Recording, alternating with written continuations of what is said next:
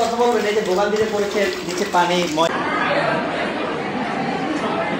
গতকাল থেকে হচ্ছে আমাদের এই যে কবি নজরুল ইসলাম হলে পানি হচ্ছে, যে পানির লেয়ারগুলো দেখলে বুঝতে পারেন কতটুকু পর্যন্ত পানি ছিল। আর পানি হওয়ার কারণ হচ্ছে আমরা এই যে ঠিকঠাক মতন যে খাবার পানি ঠিকঠাক মতন পাচ্ছি না এই জায়গার মধ্যে। তার প্রচুর পরিমাণ মশা আর স্যাঁতস্যাঁতে হওয়ার কারণে রুম থেকে প্রচুর পরিমাণ গন্ধ বেরোচ্ছে। একটু বৃষ্টি হলে আমাদের হলে রুমে রুমে পানি উঠে যায়, এবং মানে এটা বর্ষা ছাড়াও যে কোনো মৌসুমে একটু ভারী বৃষ্টি হলে আমাদের রুমে রুমে নিচতলা রুমে রুমে পানি উঠে যায়, আমাদের চলাফেরা করতে সমস্যা হয়। কিন্তু আমরা প্রশাসনকে বারবার অবগত করেও আমরা প্রশাসনের নির্ভূমিকা দেখতে পাচ্ছি। ভিগো ওয়্যার গার্ড প্রয়োজন মতো বাঁকানো যায়, অধিক চাপেও ভাঙে না। ভিগো। নিচতলায় 33টা রুম আছে, এখানে প্রায় আপনার 150 জনের মতো স্টুডেন্ট আছে।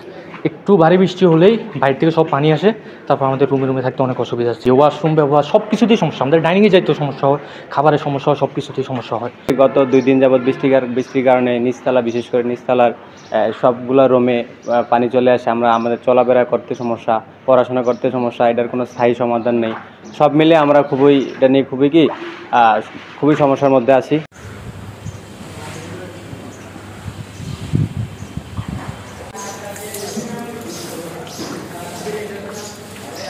খুব বেশি কঠিন কাজ না, জলাবদ্ধতা নিরসন করা সম্ভব।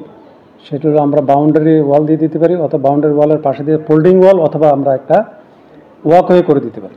তাইলে বাইরের পানিটা এখানে আসতে পারবে না। যে এটা উঁচা করে যদি আমরা একটা ওয়াকওয়ে করে দিই, তাহলে বাইরের পানিটা না আসতে পারলে আমার এখানে জলাবদ্ধতা ওইভাবে আর হবে না। আমরা এখান থেকে ওইটা করতে পারবো। আর দ্বিতীয় ধাপের যেটা আছে আমাদের পরিকল্পনার মধ্যেও আছে, এটা যদি সরকার সহযোগিতা করে আমরা পর্যায়ক্রমে এটাকে ভরাট করতে হবে, একটু উঁচা করতে হবে, ভরাট করতে হবে। তাহলে এটা আমাদের জন্য, আর ভরাট করার জন্য খুব বেশি টাকা লাগবে এমন না। ভিক্টোরিয়া কলেজের হিসাবে এটা এবং শিক্ষা প্রকৌশলের খাত হিসাবে এটা খুব সামান্য টাকা।